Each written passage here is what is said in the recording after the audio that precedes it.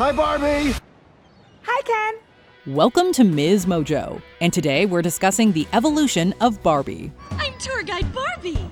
Please keep your hands, arms, and accessories inside the car and no flash photography. Thank you. For this video, we're looking at how the cultural icon has changed over the past decades. Do you have a favorite Barbie era? Let us know in the comments.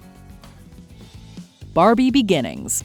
Ruth Handler co-founded Mattel Creations in 1945 with her husband Elliot and business partner Harold Matt Matson, with the latter leaving the venture for health reasons. She was the business, she was the marketing, and he was the creative.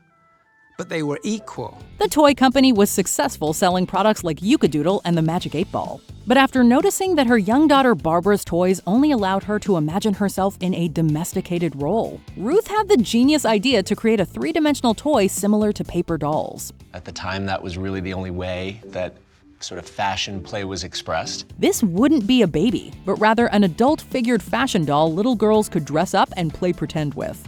A European trip led her to build Lily, a German doll who was considered a seductress in the cartoon she originated in.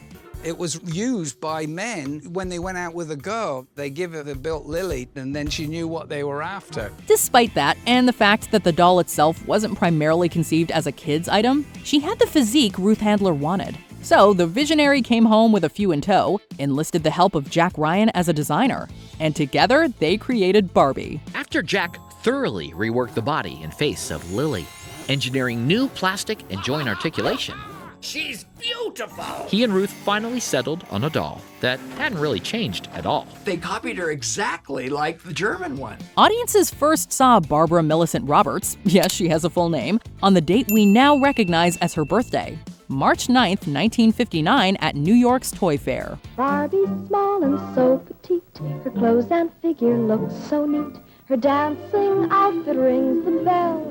At parties she will cast a spell. Standing at about 11.5 inches tall, Barbie, whose full first name is the same as the handler's daughter, came out impeccably dressed, donning striped swimwear, gold earrings, and her hair styled in a ponytail with bangs. Similar to Build Lily, she had thin eyebrows, blue eye makeup, and a red lip. A look that reflected the old-school glamour of the 1950s. The whole idea was that a little girl could dream dreams of growing up. The mod era. Barbie was a massive success. And just as Ruth Handler intended, she showed little girls that they could be many things. I can help. In 1960, Busy Gal Barbie was introduced as a fashion designer dressed in a jacket and skirt ensemble, complete with a portfolio to tote around. This was just the beginning of the career-oriented trailblazer who notably went on to become a nurse and stewardess in 1961.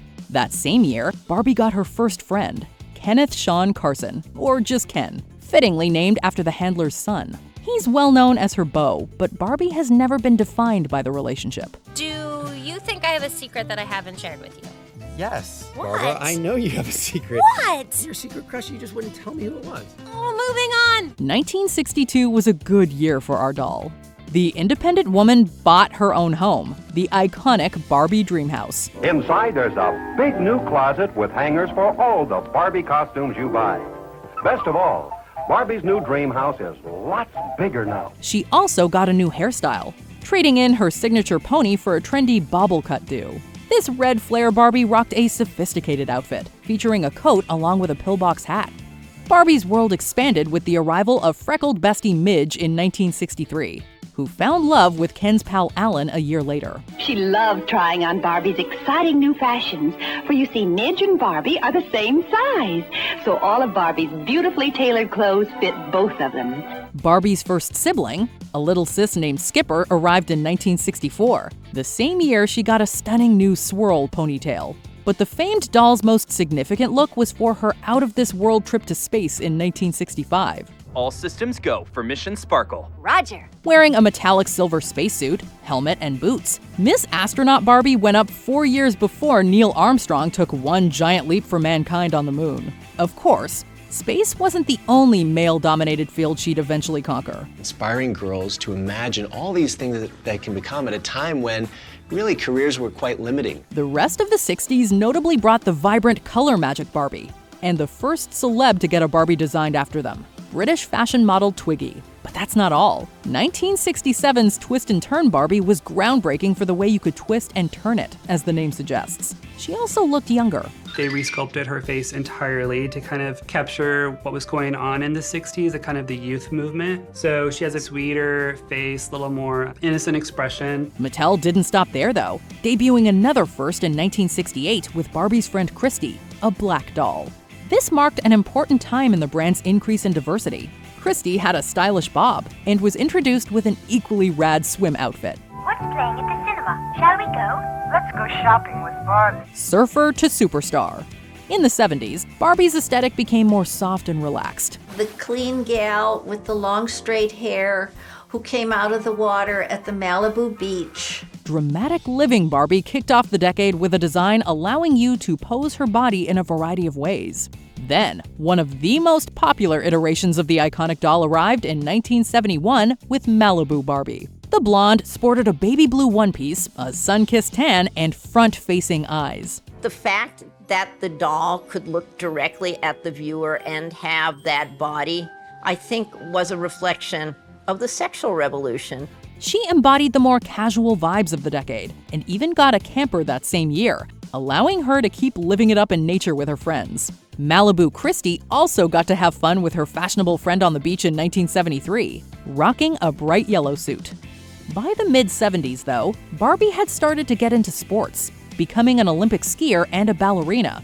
No biggie. But the real superstar arrived in '77 with the debut of, well, Superstar Barbie. Everything is about glamour, sequins, boas. I mean, it's about dressing up and going out. She was in her disco era and made sure to let everyone know it, standing out in a show-stopping pink dress and boa. She also had bendable legs and a noticeably different face with a ravishing smile. For those of you keeping score at home, this makes facelift number 3. Around the world and in the workplace.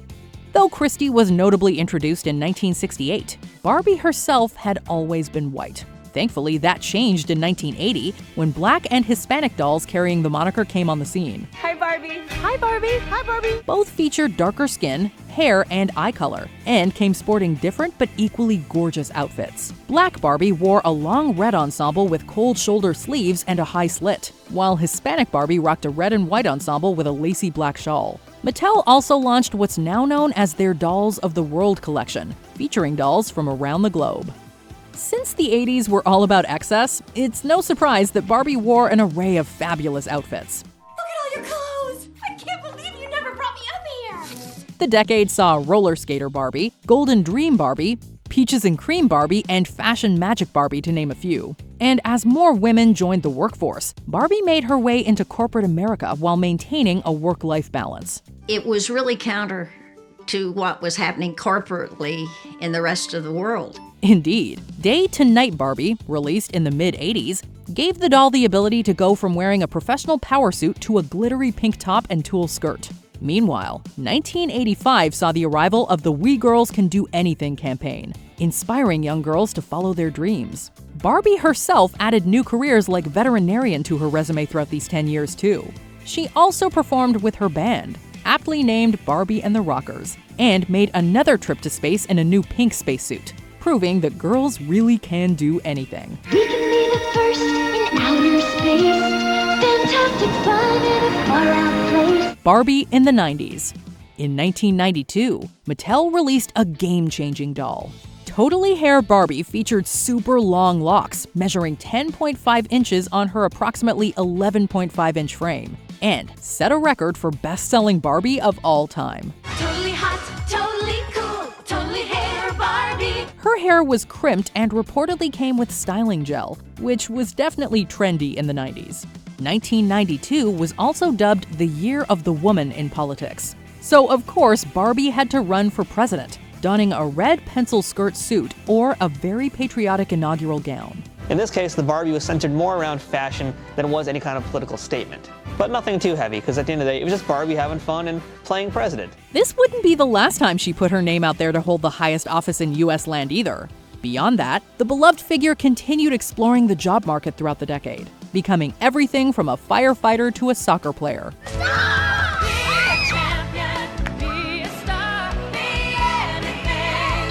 Before we continue, be sure to subscribe to our channel and ring the bell to get notified about our latest videos. You have the option to be notified for occasional videos or all of them. If you're on your phone, make sure you go into your settings and switch on notifications.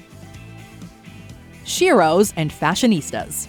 For decades, Mattel received heavy criticism for Barbie's unrealistic body measurements, namely her 18-inch waist. People would extrapolate that to say, well, if she couldn't stand up, she wouldn't have any room for her organs, her waist was too small, her boobs are too big. Many felt that this sent a bad message to children and caused young girls to develop a negative body image.